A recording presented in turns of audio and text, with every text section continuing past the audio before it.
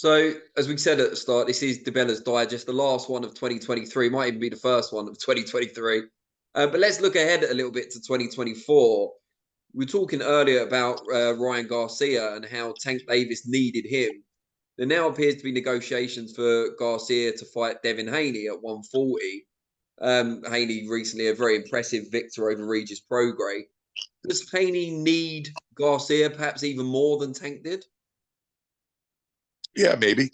I mean, look, if you look at it, first of all, let me say something about Haney.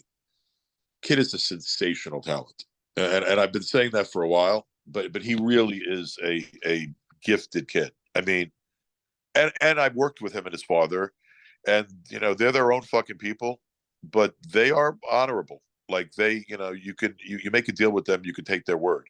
I think they've been very smart about how they're jumping around, and they worked with Eddie when I offered a multi-fight opportunity for them, and then created a marriage for a few fights with Top Rank.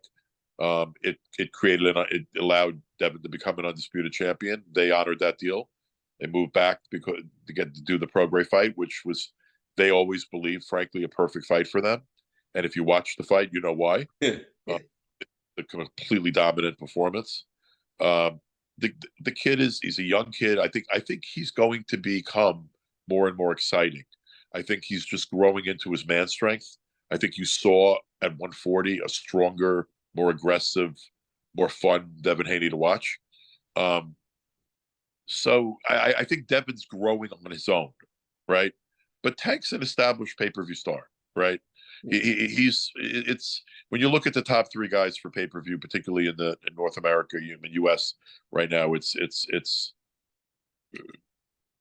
Canelo, Tank, and Ryan. Yeah, I don't think anyone would argue that.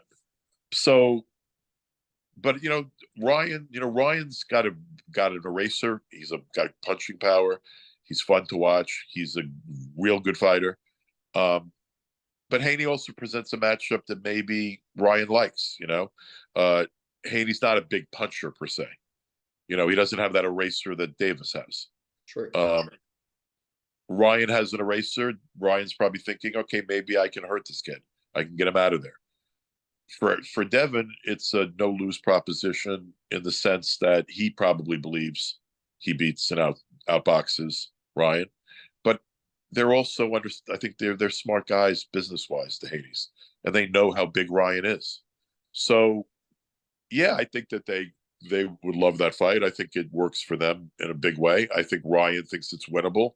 And also, I give Ryan Garcia credit, man. Like, the kid is willing to fight people. And Haney's been the same way. I got to give both of them credit. When you look at among the young fighters, the ones that have just said, fuck it, get me the biggest fight, those two guys have chased the biggest fights. Even more so than Davis, frankly. Davis has fought a lot of guys smaller than him. So I think that's a potentially big fight, and I would love to see that fight. I think that'd be a terrific fight. I'm not so looking forward to Spence and Crawford too, No. honestly. But I don't fault that the fight's happening. I don't fault anybody for the fight happening. I mean, people negotiate for a second shot, and Spence negotiated for that as part of the deal. I think particularly if they do the fight at maybe above the weight, Spence clearly can't fight at that weight. I think hopefully maybe there's some thought that the fight can be more competitive. I frankly think Crawford's just the best fucking fighter. He's just the best fucking fighter in the world, and I don't think that he's losing to Errol. I think they could fight 5 times. I might be wrong, but I hope they don't fight 5 times. What? I hope they don't fight 5 times. No, but I guess if they did, unfortunately, I would think it would be the same result. I'm not saying the same wipeout. I think Errol can have a better night than he had. But I just don't see. I saw nothing in that fight that said to me that Errol Spence can change enough to beat Bud Crawford. And I certainly saw in that fight Bud Crawford making a statement to the entire boxing industry that I am exactly who the fuck I told you I was. And honestly, he is exactly who the fuck you told us he was. He's that guy. He's with Canelo and Inoue and Devin and Usyk and others, Davis, others, below him on that totem pole, he stands in my mind at the top of that totem pole. One of the other guys you mentioned just there, Oleksandr Usyk, will get the chance to become undisputed heavyweight champion, the first in the 4-belt era, against Tyson Fury, February the 17th, back in Riyadh. Where else? How would you kind of weigh that one up? And is your opinion on that fight changed? Look, I don't work with either fighter, so I'm allowed to gamble on it. I'm assuming that you're going to get too much value on Fury, and I'm going to bet Fury. Okay. Period. Now, is that because I don't think Usyk's a great fighter? No, I think Usyk is a pound-for-pound fighter. I don't think Fury is. Okay? I think pound-for-pound is supposed to mean more than just you're great. I think it's supposed to mean your ability to transcend weight class, to move up and down and defeat people, and your ability is such that you are able to pound for pound be the best. And Usyk clearly pound for pound is at the top of that list, like very high on that list. That being said, Fury is a terrific boxing, huge monster of a man, where Usyk is a terrific boxing, smaller man, smaller heavyweight. If Fury doesn't fuck up, not train properly, not be in the right place mentally. I mean, if Fury's shit is together, I have a hard time seeing Fury losing to to Usyk. I don't see it. I think that the best of Fury, which I think he still has a couple of fights in him, he has to put the nonsense aside, put the ego aside, train his fucking ass off, go back to being a little bit, the hungry Tyson Fury. I think he was embarrassed by the Ngannou fight. Francis is better than people thought, and Francis came to win.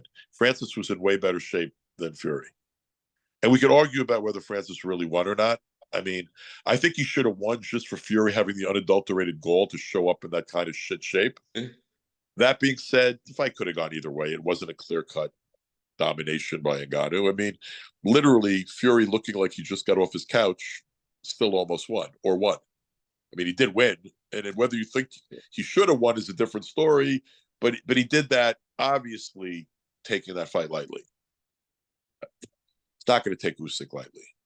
He's going to be ready for Usyk. He's going to be prepared for Usyk. Can Usyk win? Usyk's good enough that I put nothing past him. Nothing's impossible for a guy as quality as Usyk. If Fury never hurts him in the fight, could Usyk win? If Fury's lost the step with age or with lack of training, could Usyk win? Yeah, Usyk could win. Do I think he's going to win? Nah, I don't. I think that with the doubts created by the Ngannou fight and the likely odds that will appear more favorable to Usyk than they otherwise would have been, I think the value in the fight's probably be with Tyson Fury. And I think Fury at his best, in shape, with his head together, remains, Ngannou aside, the best heavyweight on the planet. But he has something to prove, because he certainly looked like shit against Ngannou, like absolute shit. So, but I think that's going to energize them. I think Fury's going to come out for this Usyk fight with a renewed sense of urgency, Great stuff. Lou, I want to wish you a very Merry Christmas to you and your family. Merry Christmas, Danny. Merry Christmas to everybody out there. God bless us, everyone, in the words of Tiny Tim. And Happy New Year, and let's have a great 2024. And Lou and I are going to have a joint New Year's resolution to have more digests in 2024. Let's do it regularly again, then. Let's set up something, maybe even a monthly digest. It's a deal. Lou, have a great time, and I'll see you soon. Always a pleasure, my friend. Good talking to you. Take care. Bye-bye.